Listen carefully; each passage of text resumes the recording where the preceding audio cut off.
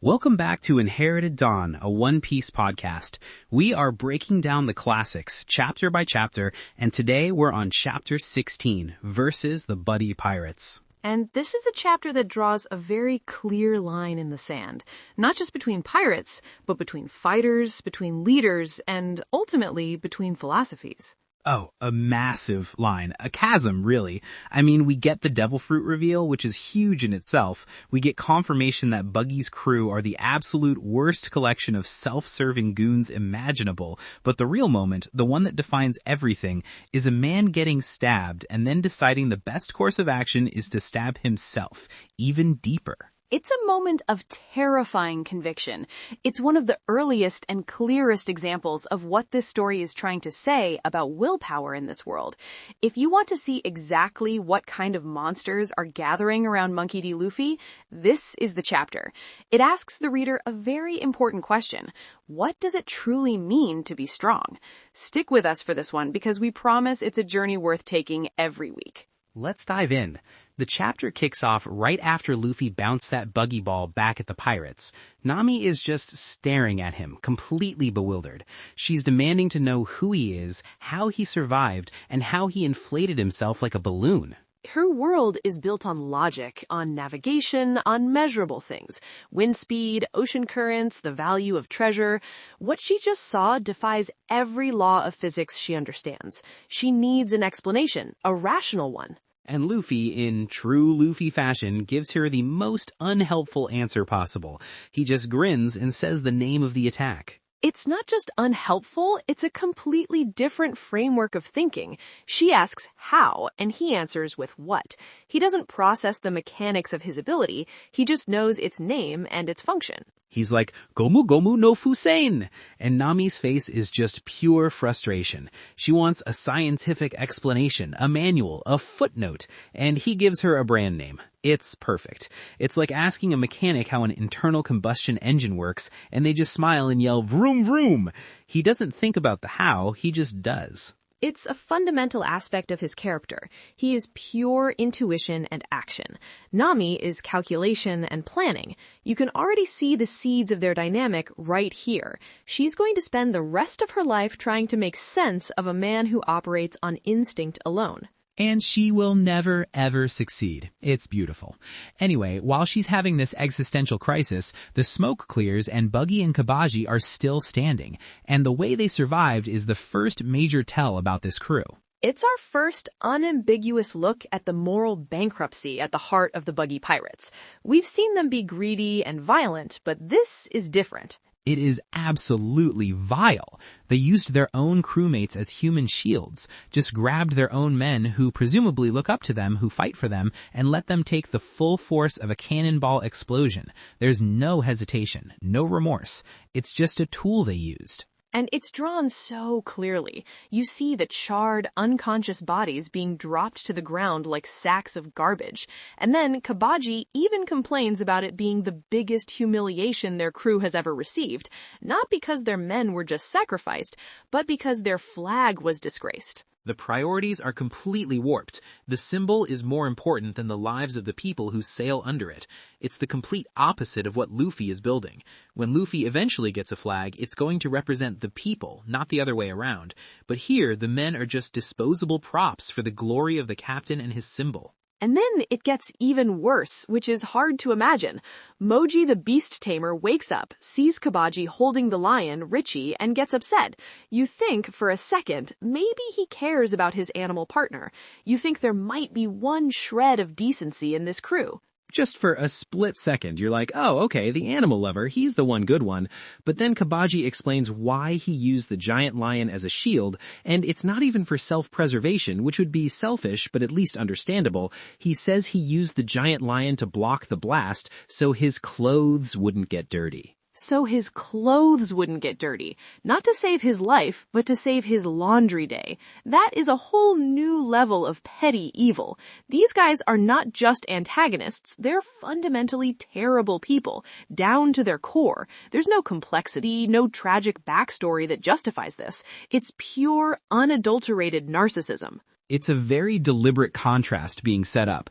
We have just spent several chapters watching Luffy risk his life for a small dog, Choo-Choo, a dog he didn't even know, simply because that dog was protecting its late owner's treasure.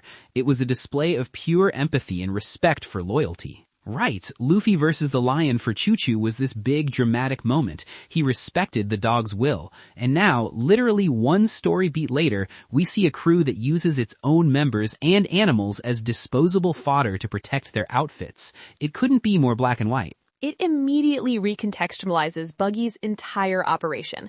They're not a family. They're not even a crew in the way we'll come to understand the word. It's just a cult of personality around a guy who will throw them into a meat grinder without a second thought for his own convenience. There is no camaraderie here. Exactly. They follow him because he's strong and flashy, and that's it. There's zero loyalty. The second he looks weak, they'd turn on him. You just know it. And it's right then that Moji finally notices Luffy. He scrambles over to his captain, and this is the big information drop, the moment that changes the rules of the world for Nami and for the audience. He warns Buggy to be careful, explaining that Luffy is just like him. He's eaten a devil fruit. He's a rubber man. And you see Nami's world just tilt on its axis. The term devil fruit is spoken, and it's treated with this huge weight. The lettering is used, the reaction shot. It's a big deal. This isn't common knowledge. It's a sailor's myth, a boogeyman story told in hushed tones, and it's standing right in front of her. It's the equivalent of someone in our world saying, "Be careful, he's a wizard." It just doesn't compute. So she immediately turns to Luffy, demanding to know if it's true, and Luffy's response is, again, peak Luffy. He doesn't deliver a monologue about his tragic past or the nature of his powers. He doesn't give some grand speech. Nope, he just hooks his fingers in his mouth and stretches his cheeks out like 6 feet. The most casual, dumbest looking proof of concept imaginable. He looks like a complete buffoon, and in doing so, confirms he has a power that is thought to be a legend. It's the perfect way to reveal it. It demystifies it for a second, makes it look like a silly party trick, right before we see how terrifying it can be in a fight. The story constantly plays with that duality. The powers are often absurd and ridiculous in their concept, but devastating in their application. And for Buggy, the light bulb goes on. That's how Luffy reflected the Buggy Ball. And he is furious. But he's not furious at Luffy, not yet. He's furious at Moji for not telling him sooner. The blame game is the only game this crew knows how to play. It's always someone else's fault. Buggy doesn't question why he, the experienced pirate captain, didn't recognize the signs of a devil fruit user. He just screams at his subordinate for the information lapse. It's such weak leadership. A real captain would be like, okay, new information, new strategy. Buggy's first instinct is to punish his own man for his own surprise. And then he just grabs Moji and hurls him at Luffy like a projectile. Again, using his own crew as a weapon. No hesitation. It's just instinctive to him. Crewmate equals tool. Luffy's reaction is what's key here. He doesn't struggle. He doesn't even treat it like a real attack. He just swats Moji out of the air and slams him into a wall. One and done. It's like he's taking out the trash before the real fight begins. He says the fight has begun, and he's not wrong. That was the appetizer. Moji was a non-factor, and Luffy treated him as such. Brutally efficient. It establishes the power scaling right away. The first mate of this crew is literally just a piece of garbage for Luffy to swat away. And that's the cue for Cabaji, the staff acrobat, to make his move. He is the number 2, the first mate equivalent. He comes speeding in on his unicycle, sword drawn, aiming for Luffy. He's all about theatrics. The unicycle, the scarf, it's all part of his performance. But he never reaches him because Zoro steps in the way, blocking the blade with one of his own. The sound of steel on steel. Shing! Chills, man. Just a clean, simple panel. Zoro just appears. Zoro's line here is so important. It's a declaration of purpose. He says, if anyone is fighting with swords, I'll be their opponent. He's defining his role. He's not just some guy Luffy picked up. He's the crew's swordsman. It's not a suggestion, it's a rule. He sees a sword and he calls dibs. That's his entire purpose right now, and he just lays it out on the table for everyone to hear. It's his jurisdiction. It's the first real instance of them operating as a unit with specialized roles. It happens organically. Luffy's the captain, so he's clearly going for the enemy captain, Buggy. So Zoro, as the first crewmate in combatant, steps up to handle the number 2. It's the birth of a dynamic that defines the Straw Hats for the entire series. Cabaji seems honored by it, which is interesting. He puffs up his chest, saying it'd be an honor for a swordsman to kill the famous pirate hunter Zoro. He sees this as a chance to make a name for himself. But then Luffy, in the background, not even looking at his own opponent Buggy, notices something. He sees Zoro is struggling. He sees the wound. That deep, gut-stabbing wound that Buggy gave him earlier is still fresh, and Luffy knows it. He was the one who found Zoro. He knows exactly how serious that injury is. And this is such a great moment for Luffy. It shows a level of perception we haven't really seen him yet. He's not just some dumb brawler. He's paying attention to his friend's condition. He offers Zoro an out. He says, "Hey, I can take this guy. You should rest." He's looking out for his friend. He's showing that captain's concern. Compare that to Buggy throwing Moji. Luffy is offering to take on an extra burden to protect his crewmate. It's another one of those direct contrasts being built into the chapter. Luffy is trying to shoulder the load. Buggy is just trying to pass it off. But Zoro's response, or lack thereof, says everything. He doesn't even acknowledge it. He doesn't say, "I'm fine," or "I got this." He just keeps his eyes locked on his opponent. The fight is his. It's a matter of pride. To accept help would be to admit he's not capable, and that's not something Zoro can do. Luffy understands this immediately. He says nothing more. He asked, the offer was implicitly refused, and he respects that. This is a level of nonverbal communication and mutual respect that is completely absent from the Buggy Pirates. And that's the cue for Cabaji, the staff acrobat, to make his move. He's the number 2, the first mate equivalent. He comes speeding in on his unicycle, sword drawn, aiming for Luffy. He's all about theatrics. The unicycle, the scarf, it's all part of his performance. But he never reaches him because Zoro steps in the way, blocking the blade with one of his own. The sound of steel on steel. Shing! Chills, man. Just a clean, simple panel. Zoro just appears. Zoro's line here is so important. It's a declaration of purpose. He says, if anyone is fighting with swords, I'll be their opponent. He's defining his role. He's not just some guy Luffy picked up. He's the crew's swordsman. It's not a suggestion, it's a rule. He sees a sword and he calls dibs. That's his entire purpose right now, and he just lays it out on the table for everyone to hear. It's his jurisdiction. It's the first real instance of them operating as a unit with specialized roles. It happens organically. Luffy's the captain, so he's clearly going for the enemy captain, Buggy. So Zoro, as the first crewmate in combatant, steps up to handle the number 2. It's the birth of a dynamic that defines the Straw Hats for the entire series. Cabaji seems honored by it, which is interesting. He puffs up his chest, saying it'd be an honor for a swordsman to kill the famous pirate hunter Zoro. He sees this as a chance to make a name for himself. But then Luffy, in the background, not even looking at his own opponent Buggy, notices something. He sees Zoro is struggling. He sees the wound. That deep, gut-stabbing wound that Buggy gave him earlier is still fresh, and Luffy knows it. He was the one who found Zoro. He knows exactly how serious that injury is. And this is such a great moment for Luffy. It shows a level of perception we haven't really seen him yet. He's not just some dumb brawler. He's paying attention to his friend's condition. He offers Zoro an out. He says, "Hey, I can take this guy. You should rest." He's looking out for his friend. He's showing that captain's concern. Compare that to Buggy throwing Moji. Luffy is offering to take on an extra burden to protect his crewmate. It's another one of those direct contrasts being built into the chapter. Luffy is trying to shoulder the load. Buggy is just trying to pass it off. But Zoro's response, or lack thereof, says everything. He doesn't even acknowledge it. He doesn't say, "I'm fine," or "I got this." He just keeps his eyes locked on his opponent. The fight is his. It's a matter of pride. To accept help would be to admit he's not capable, and that's not something Zoro can do. Luffy understands this immediately. He says nothing more. He asked, the offer was implicitly refused, and he respects that. This is a level of nonverbal communication and mutual respect that is completely absent from the Buggy Pirates. And that's the cue for Cabaji, the staff acrobat, to make his move. He's the number 2, the first mate equivalent.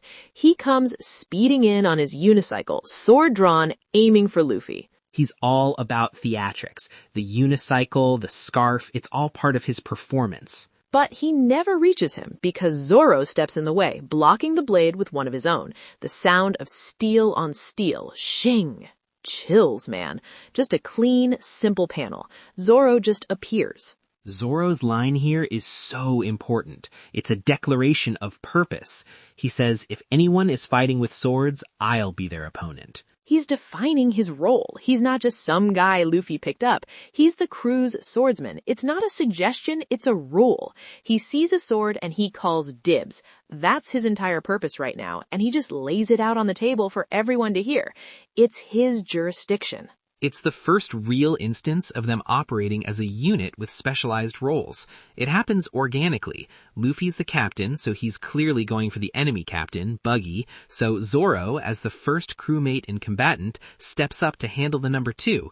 It's the birth of a dynamic that defines the Straw Hats for the entire series. Cabaji seems honored by it, which is interesting. He puffs up his chest, saying it'd be an honor for a swordsman to kill the famous pirate hunter Zoro. He sees this as a chance to make a name for himself. But then Luffy, in the background, not even looking at his own opponent Buggy, notices something. He sees Zoro is struggling. He sees the wound. That deep, gut-stabbing wound that Buggy gave him earlier is still fresh, and Luffy knows it. He was the one who found Zoro. He knows exactly how serious that injury is. And this is such a great moment for Luffy. It shows a level of perception we haven't really seen him yet. He's not just some dumb brawler. He's paying attention to his friend's condition. He offers Zoro an out. He says, hey, I can take this guy. You should rest. He's looking out for his friend. He's showing that captain's concern. Compare that to Buggy throwing Moji. Luffy is offering to take on an extra burden to protect his crewmate. It's another one of those direct contrasts being built into the chapter. Luffy is trying to shoulder the load. Buggy is just trying to pass it off. But Zoro's response, or lack thereof, says everything. He doesn't even acknowledge it. He doesn't say, I'm fine, or I got this. He just keeps his eyes locked on his opponent. The fight is his. It's a matter of pride. To accept help would be to admit he's not capable, and that's not something Zoro can do. Luffy understands this immediately. He says nothing more. He asked, the offer was implicitly refused, and he respects that. This is a level of nonverbal communication and mutual respect that is completely absent from the Buggy Pirates. And that's the cue for Cabaji, the staff acrobat, to make his move. He's the number 2, the first mate equivalent. He comes speeding in on his unicycle, sword drawn, aiming for Luffy. He's all about theatrics. The unicycle, the scarf, it's all part of his performance. But he never reaches him because Zoro steps in the way, blocking the blade with one of his own. The sound of steel on steel. Shing! Chills, man. Just a clean, simple panel. Zoro just appears. Zoro's line here is so important. It's a declaration of purpose. He says, if anyone is fighting with swords, I'll be their opponent. He's defining his role. He's not... And slices himself right across the same wound. He drags the blade across his own torso, making the gash deeper, wider, more severe. He just gives himself a handicap on top of his handicap. Blood is just pouring out of him now. It's a chillingly calm moment. There's no screaming. He just grits his teeth, performs the act, and then looks Cabaji dead in the eye. He declares his goal, to be the world's greatest swordsman. He asks if these additional wounds will finally satisfy him, if this makes the fight fair enough. Super! That is one of the hardest moments in early One Piece, without a doubt. It is pure, uncut samurai movie badassery. He is so committed to his dream that he will literally inflict more pain on himself just to remove any possibility of an excuse. He's saying, you think this wound is why you're winning? Fine, let's even the odds. I'll make it worse. Now when I beat you, you will have no excuses. And more importantly, I will have no excuses. It's not just about winning the fight anymore. It's a statement of principle. He's telling Cabaji and the world and himself that no injury will ever be an excuse for failure. He's recalibrating the terms of the duel. He's saying the physical condition of his body is irrelevant. The only thing that matters is the gap in their actual strength, in their spirit. And Luffy's reaction shot is everything. He's not shocked. He's not worried. He's got this huge, impressed, toothy grin on his face. He's looking at Zoro like, that's it. That's the guy I picked. That's his guy. That's the kind of insane determination he wants in his crew. He saw a monster tied to a post, and he was absolutely right. This act completely reframes the fight. Cabaji's entire strategy was based on exploiting that one weakness. Zoro has just neutralized that strategy by embracing the pain and making it part of the challenge. He's taken away Cabaji's only advantage. What is Cabaji supposed to do now? Kick the wound again? Zoro just proved that it doesn't matter. He basically told him, you thought that was my weakness? No, that was just a Tuesday. Now let me show you what a real swordsman is. The sheer mental fortitude it takes to not only endure that pain, but to willingly multiply it for the sake of honor is just off the charts. It's insane. It tells you everything about Zoro's character. His ambition is not a casual desire. It is an all-consuming vow that transcends his own physical well-being. This connects all the way back to his promise to Kuina on that moonlit night. He would rather die than fail her, and by extension, he'd rather make his own death more likely than to fight a battle where his victory could be questioned. There can be no asterisk next to his name when he becomes the world's greatest. It's just a perfect character moment. The story laid out the problem, the wound, and then Zoro solves it in the most Zoro way possible. Not by healing, not by getting help, not by fighting smarter, but by leaning into the pain until it stopped being an advantage for his enemy. He turned a negative into a statement of purpose. And it leaves Cabaji completely stunned. His jaw's on the floor. His whole worldview as a fighter has just been shattered. He was fighting a man, and now he's facing an ideal. He was playing checkers, and Zoro just flipped the whole board over and set up a game of chess. The power difference he promised to show, it's not about sword skill. It's about will. That's the whole ball game right there. Bro, this chapter is foundational for the whole crew dynamic. It's the bedrock of the Luffy-Zoro relationship. It really is. It establishes the unshakable trust between Luffy and Zoro. It shows the stark, unbridgeable chasm between the Straw Hats' values and those of other pirate crews. And it gives us one of the most iconic moments for the future world's greatest swordsman, defining his entire philosophy for the rest of the series. I mean, if that Zoro moment doesn't get your blood pumping, I don't know what will. It's one of those panels you just stare at for a few minutes. If you felt that raw determination right in your bones, go ahead and drop a comment letting us know what you think of Zoro's whole philosophy here. Is it honorable or is it just reckless? I'm very curious to hear what people think of that particular brand of conviction. It is certainly not a path for the faint of heart. Now, looking ahead to Chapter 17, shall we make some predictions? Let's do it. I'll go first. Prediction 1. This fight with Cabaji ends in the next chapter, and it ends in one hit. Zoro made his declaration, he's shown his will, and now he's going to show the difference in power levels. He took all of Cabaji's cheap shots, nullified his strategy, and now he's going to execute him. It's going to be decisive and brutal. I agree. That feels inevitable. For my first prediction, I think this moment is what truly solidifies Nami's perspective on Luffy's crew. She saw Luffy refuse to help, was horrified, and is now seeing Zoro's terrifying resolve. She's going to realize this isn't just a band of idiots. There's a serious code of honor here, a frighteningly intense one, and it's completely alien to her own survival-first mentality. This is the beginning of her seeing them as more than just useful muscle. Ooh, I like that. It's the beginning of her seeing them as more than just a ride. Okay, my second prediction. We're going to get back to Luffy versus Buggy. Buggy has been standing there watching this whole thing. He's going to be enraged that his first mate is being upstaged this hard. He's going to go all out with his chop fruit powers now that he knows Luffy is a devil fruit user too. We're going to see a proper, bizarre devil fruit on devil fruit brawl. That seems likely.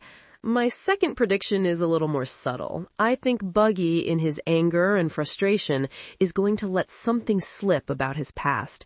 He seems to know more than an East Blue clown should. His reaction to the name Devil Fruit was familiarity, not surprise. I suspect we'll get a name drop or a reference, maybe to an old captain or a famous ship that hints he sailed on much bigger seas than these. I think he has the energy of a man who has seen the Grand Line. Yes, that's what I've been waiting for. He has big fish in a small pond energy. Okay, final prediction from me. Mayor Boodle and the townspeople are going to witness Zoro's display. They've been hiding, but they'll peek out. I think they're terrified of pirates, but they're about to see a pirate fight with more honor and conviction than they've ever seen. They're going to start changing their minds about who the real monsters are. They'll see Buggy's crew using dirty tricks and Zoro fighting with this insane code of honor. My final prediction ties into that. After Zoro deals with Cabaji, I think Buggy is going to do something truly heinous to the town itself to try and get at Luffy, probably using his buggy balls again. He's been humiliated, his crew has been shown up, he's going to lose his temper and lash out not just at his opponent, but at the innocent bystanders. He's going to prove that his cruelty isn't just for his crew, it extends to everyone. This will force Luffy into a position where he has to not just win a fight, but become a protector of a whole town. A hero, you might say, even if he wouldn't call himself that. I love it. Okay, that's all the time we have for this week. This was a heavy one, but a super important one. Join us next time as we see the fallout from Zoro's incredible declaration. This has been Inherited Dawn. We'll see you on the high seas.